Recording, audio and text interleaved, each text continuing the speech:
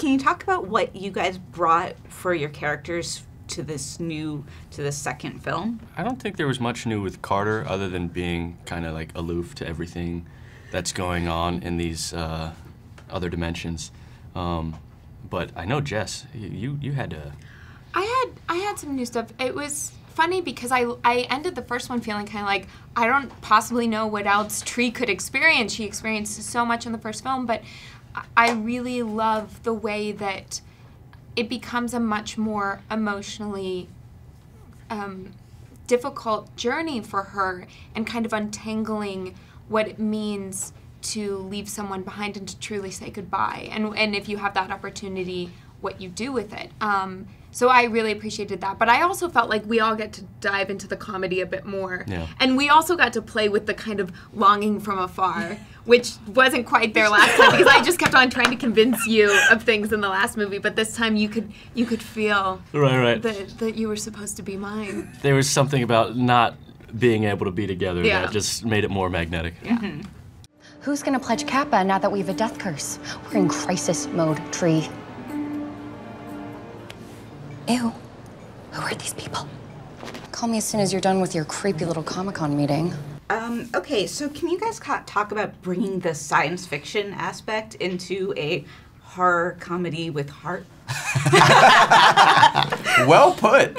I really wanted to explain what caused the time loop. And I'm a huge fan of Back to the Future and Back to the Future 2. The movie poster is actually in Carter's dorm room. It's right behind her every time she wakes up.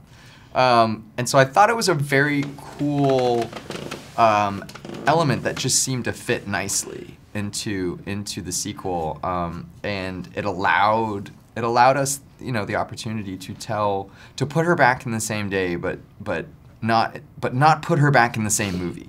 Mm-hmm. And that was the goal, was to sort of lean into the audience's expectation and then surprise them with something completely different. I love the science fiction kind of angle that this one has, and the twist that it takes. I love that it explains some of the things that were left unexplained in the first film. I think so often with sequels, that's what people crave, and it doesn't actually happen. And I love that we've managed to now make this not only a horror comedy love story, but a horror comedy love story, sci-fi Back to the Future quest. Like, I think I'm just excited to see how many different genres we can pile into one film. I think we can get all of them if we try. Jason, were you ready for this extra, the sci-fi stuff for the sequel, or were you hoping it was going to be more horror, straightforward? Or no, I was really, I was much more excited about the idea of trying. It's very unusual to do a sequel which is kind of a different genre than the first movie, and have a franchise with different genres, and I loved the challenge of that, so I was really into that. But it did make it much more difficult than had it been I just followed the second movie. It would have been an easier path forward, but I'm very glad that we chose the more difficult path, because I'm really proud of the movie. For a lot of reasons, but that's probably the biggest reason. Is I've never seen a franchise where you change genres between chapters. Mm-hmm. So can we maybe in the third one see like a Western theme? That's or what I'm something? thinking. Yeah, the third one is going to be. Wait a minute, Back to the Future. Yeah. I can promise people that if we are fortunate enough to make a third movie, the third movie will definitely pivot again. Yeah, okay. I mean, how cool is that? So Marvel, they have a whole universe. Some of them are comics, some of them are this, some of this. We're working. I mean, Chris is doing within one franchise different genres within a franchise. I think it's a really cool thing. You're gonna kick Marvel's ass. Yes, we are. I wasn't saying that. I was just saying we're taking it the next step. Were you worried at all about a sequel, especially to Happy Death Day, a sequel being repetitive? Mm-hmm. Well, I mean, the movie's repetitive, so exactly. Like, it's impossible to not be. Totally. Well, and also I think a lot of times with sequels in general, especially horror sequels, they are incredibly repetitive, and I was nervous this would feel like a regurgitation of the first one. But it's one of the things I love, that the first 10, 15 minutes, you think that's what's going on. You think like, oh, it's the same thing, just with a different person, but with kind of the same group of people. But then it completely gets turned on its head. And I think Chris Landon, our director and writer, found so many inventive and wonderful ways to continue to keep people on their toes and to keep us on our toes. Like, we never completely knew what was happening. He did a very good job about bringing the sci-fi into it, and how he does that was very creative. Yeah. I'm happy with it. Can you talk, was the science based on real science or real science theory? Completely. Everything about it is true, and it could happen to anyone. I mean, it's a combination of real science, and I did my weird research science. and I did my homework, and some weird science. For sure. and that is a good pun, because that was another movie that I kind of was very much inspired by. So. Okay.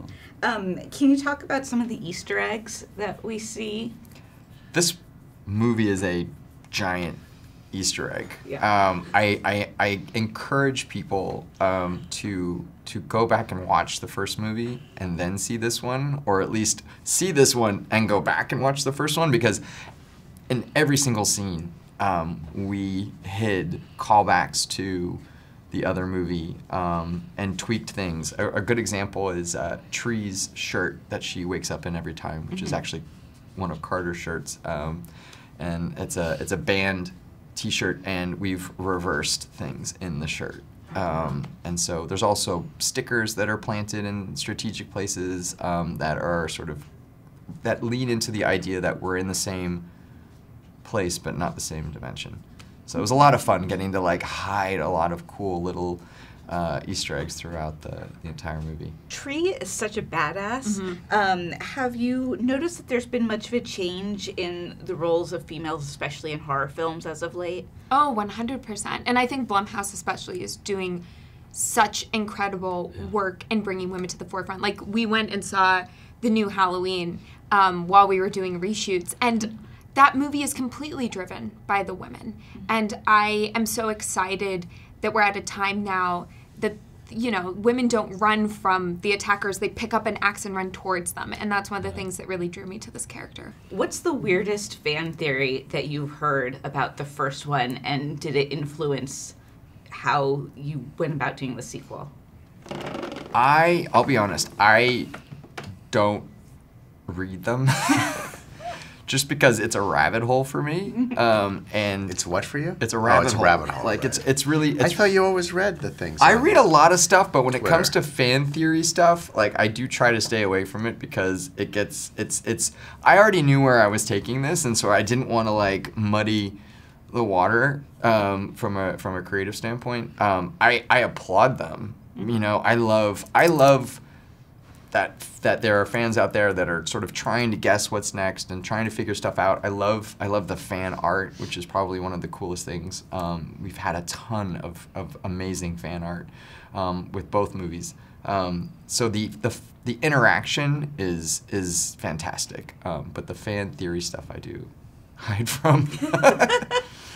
Have you seen any fan theories? I leave that all to Chris. No, Chris is like Chris always sends emails. I mean, not always, but you know, once a week or so. This is we better do this, we better do that. He monitors. I do monitor. He monitors the I do monitor the Twitterverse Twitterverse a bit. on all things to do with Happy Death Day. Yes, and I just follow Chris's I think all lead. filmmakers do that, though. There's a certain sort of masochistic thing there where you just want to see like who's. I do that after our movie. We have a screening of a movie at a festival. I always read the thing, Yeah. and it's painful. It's pretty painful.